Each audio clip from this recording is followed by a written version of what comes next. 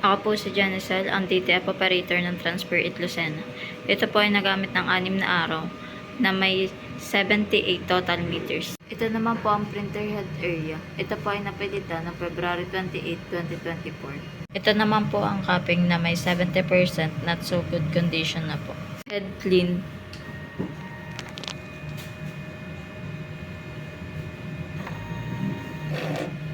Punasan ng wiper after head clean. Nozzle test. Ang ink system namin ay tama lang. Ang waste tank ay nalinis kanina. Nandito naman po yung ABR at ground wire. Nandito naman po ang stocks namin ng used, unused, at film. Ito naman po yung nabawas naming CMYK.